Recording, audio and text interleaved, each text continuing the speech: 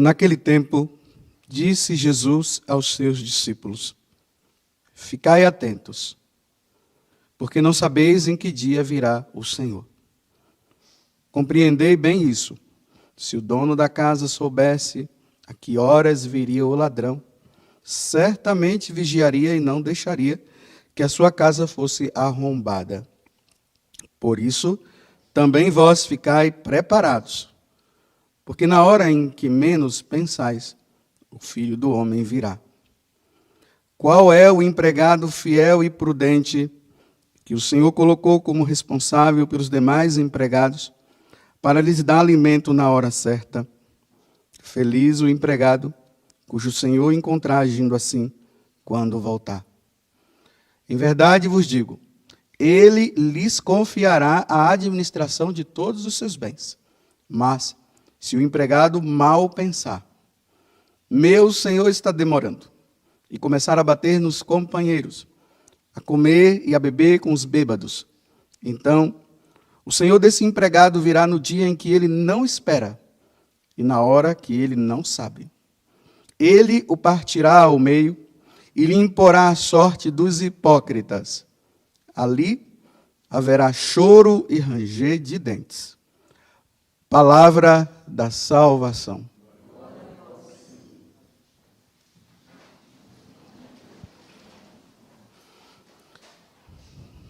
Percebam, né, como várias vezes nesse Evangelho de São Mateus vem vindo essa palavra. Ali haverá choro e ranger de dentes. E serão lançados nas trevas exteriores. E lá haverá choro e ranger de dentes. E as pessoas ficam dizendo que não existe o inferno e que todo mundo vai se salvar. Bem, se todo mundo vai se salvar, por que Jesus disse que ali haverá choro e ranger de dentes?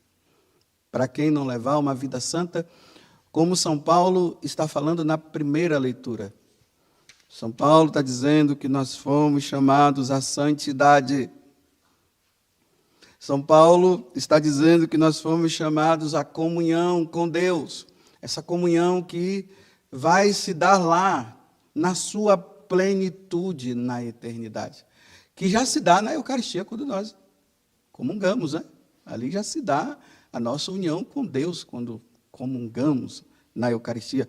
Mas a plenitude, a definitiva será lá no céu. E por isso nós somos chamados a viver a santidade.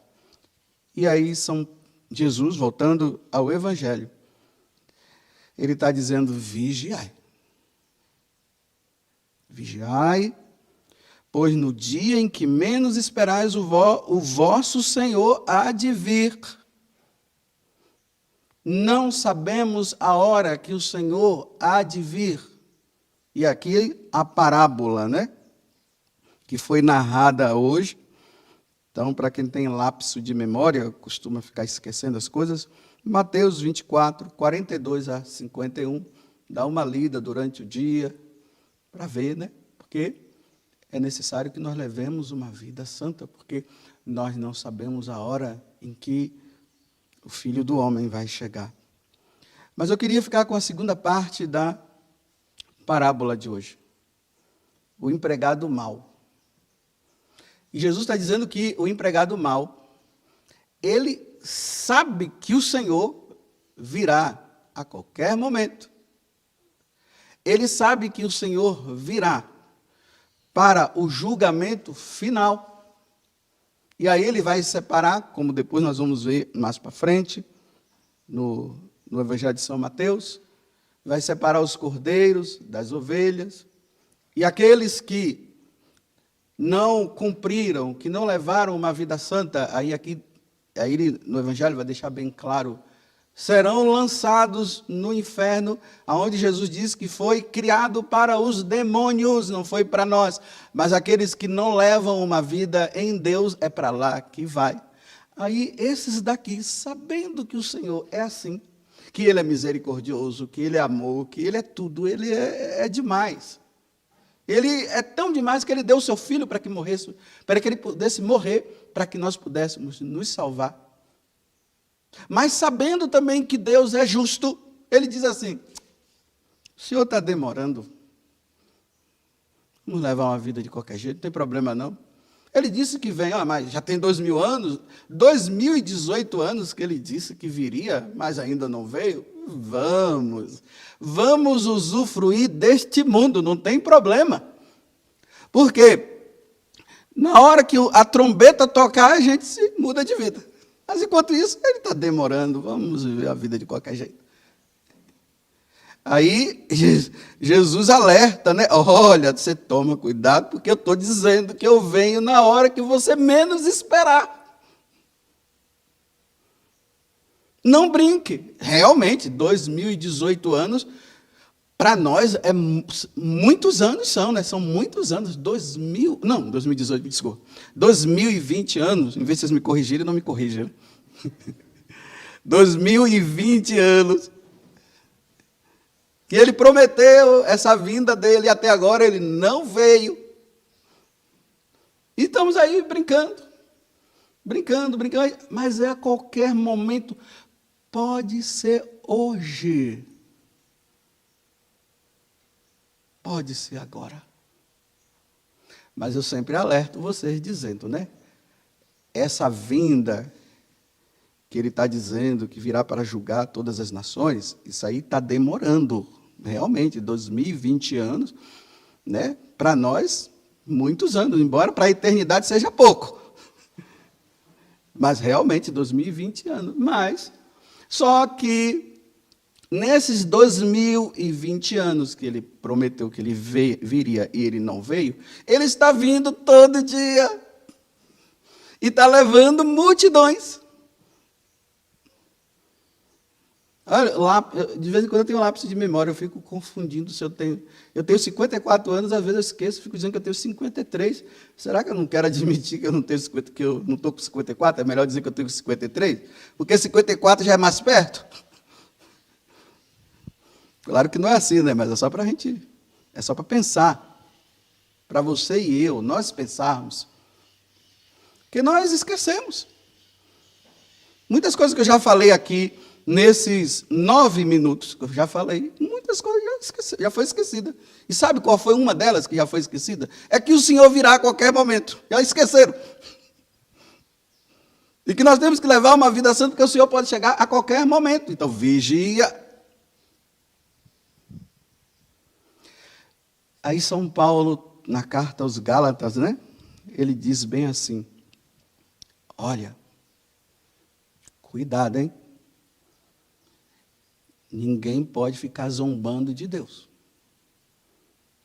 Com Deus não se brinca. Não zombem de Deus, porque com Deus não se brinca.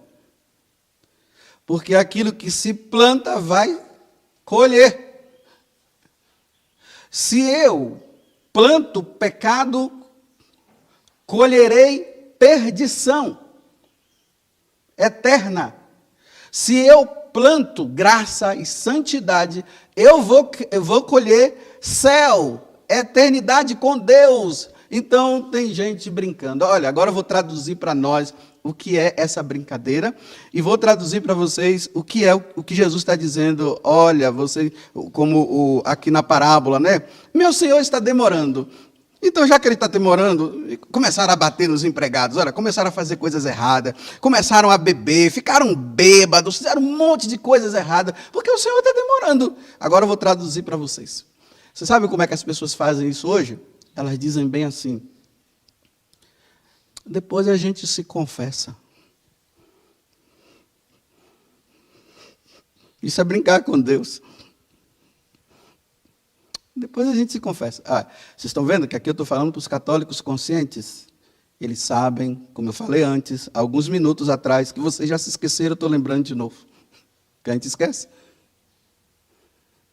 Que o Senhor poderá chegar a qualquer momento. E que já estamos há 2020 anos. Ele disse que vai voltar, ainda não voltou, mas ele está levando um monte de gente agora. E essas pessoas morreram dizendo assim, depois a gente se confessa. Quando está ali no auge do abrasamento dos pecados, agora eu estou dizendo os pecados contra a castidade. Está ali o namorado e a namorada, e a coisa está fervendo, e talvez a menina está dizendo, vamos parar, e o cara está dizendo, não, vamos em frente, depois a gente se confessa. Vai dar tempo mesmo para depois se confessar? Nessa pandemia aí, não encontra padre? Quantas pessoas estão aí me procurando, padre, você pode me confessar? Olha, infelizmente eu não posso confessar você, porque eu já estou com uma lista de pessoas para confessar. Procura um outro padre. Será que encontrou?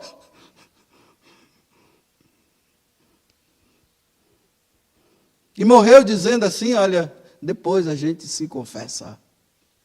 Zombando de Deus, brincando com Deus.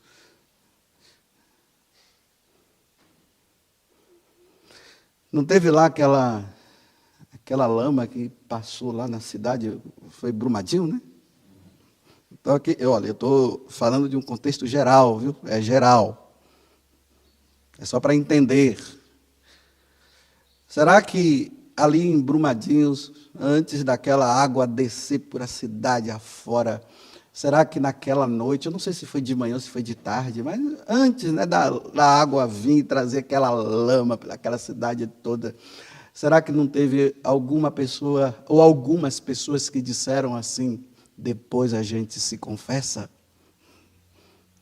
E caíram no pecado, e a lama pegou de surpresa. Nós não pensamos nisso. Nós pensamos na lama, nós pensamos o coitadinho que está lá embaixo das lamas, tudo isso nós pensamos. E realmente, coitadinho, os bombeiros tentando tirar os corpos, tudo isso a gente fica ali, nossa, meu Deus, que morte!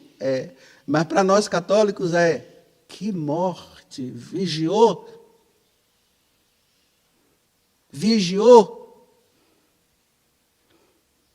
A lama passou.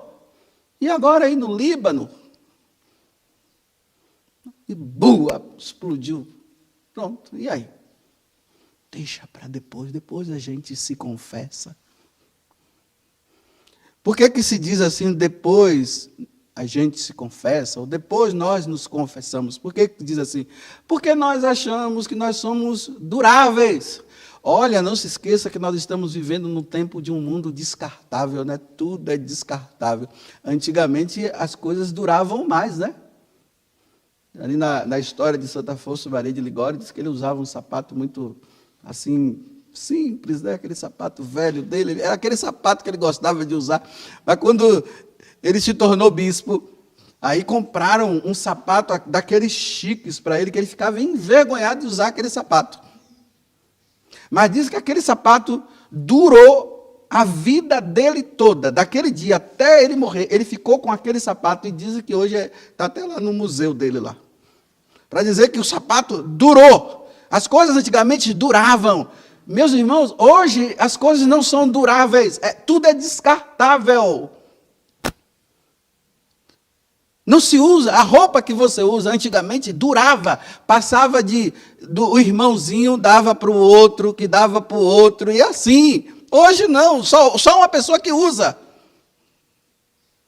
Então, lembremos, a nossa vida aqui na Terra é descartável, não é durável. Por mais que se pense, tem uns bobos por aí que mandou congelar o corpo.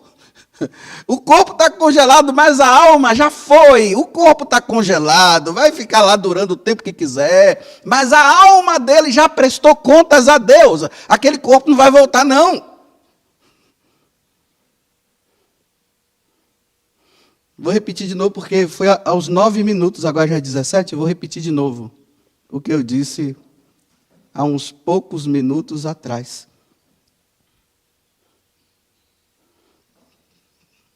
É agora. Não brinquemos, com Deus não se zomba. Você viu essa paradinha que eu dei agora?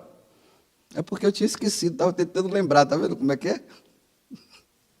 Eu estava tentando lembrar para você o que eu tinha lembrado que eu esqueci.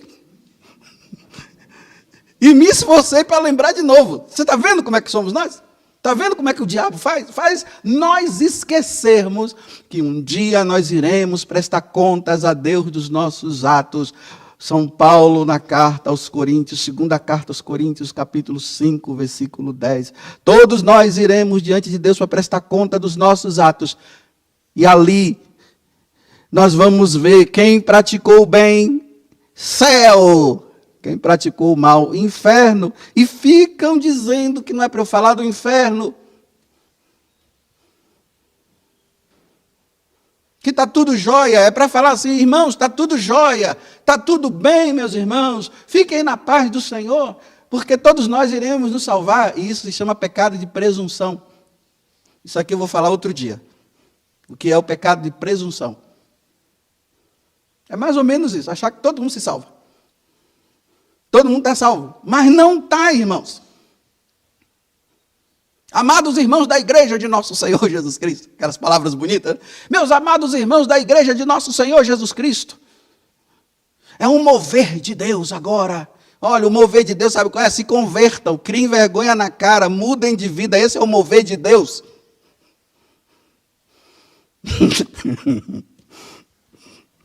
Rindo da desgraça, da minha desgraça.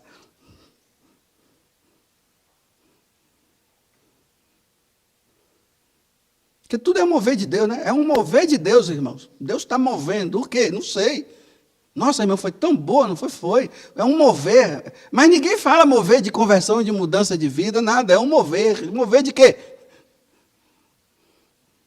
Se o nosso mover não for para conversão, o que é que vai ser de nós?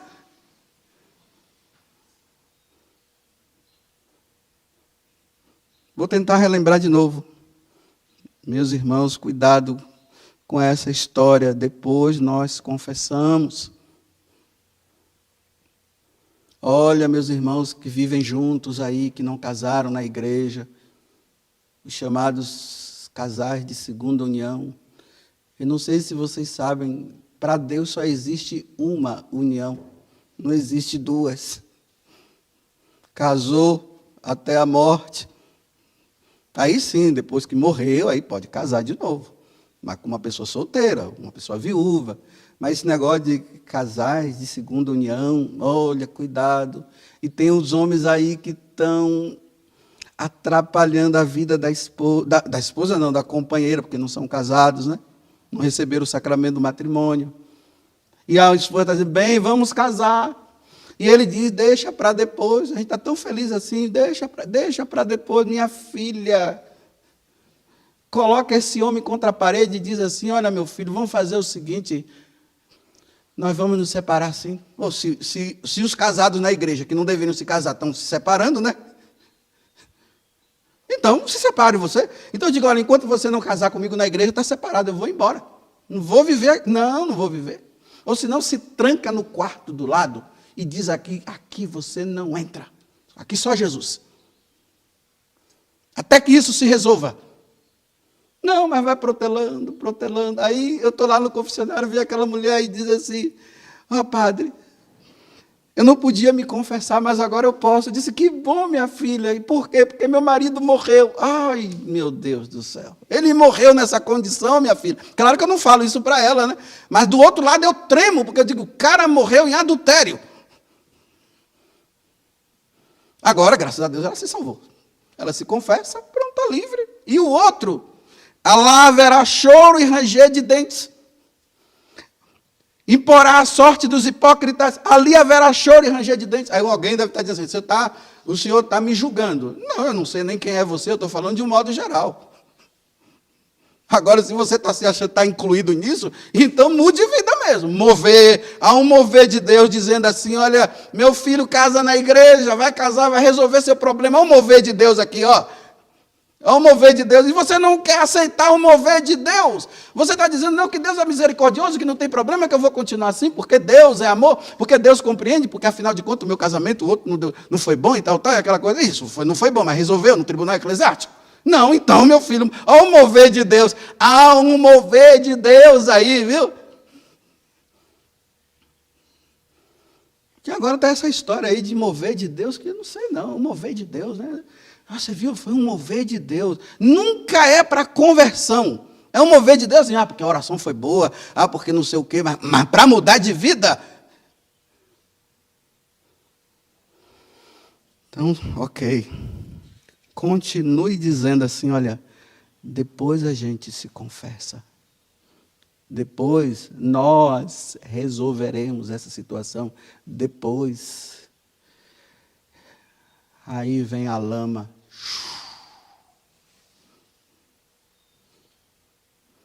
Aí vem um avião. Vem um carro. Aí cai de repente lá. Aí vem o bichinho, a pessoa já fica lá, já colocam já ele em coma induzido, pronto, acabou, não tem mais o que falar. E foi embora. Porque ficou dizendo, depois nós nos confessaremos. Vamos pecar, mas depois nos confessaremos. Quantos estão no inferno por terem dito isso? E eu termino essa homilia dizendo assim, olha, e depois no dia de Santa Mônica eu não avisei. Porque eu avisei. É ela que rezou pela conversão do filho e viu o filho convertido. E morreu em paz. Então, no dia de Santa Mônica, eu estou dizendo que há um mover de Deus, dizendo assim, olha, nada de ficar dizendo que vamos pecar e depois nós nos confessaremos. Olha, não brinca não. Olha, cuidado com esse negócio de ficar pecando e dizendo que Deus é misericordioso. Olha o que ele está dizendo aqui, imporá a sorte dos hipócritas, e ali haverá choro de ranger de dentes, que ele está dizendo. E ainda vem uma pessoa dizer que eu fico falando do inferno, sendo que é Jesus que fala. Mas eu estou falando do inferno para abrir as portas do céu para você. Há um mover de Deus para que você possa. E eu também. Olha, eu não estou com presunção não aqui dizendo para vocês que eu já estou salvo, viu? Longe de mim de dizer que eu sou melhor do que você. Eu estou apenas dizendo para você o que eu estou dizendo para mim. Padre José Augusto, há um mover de Deus.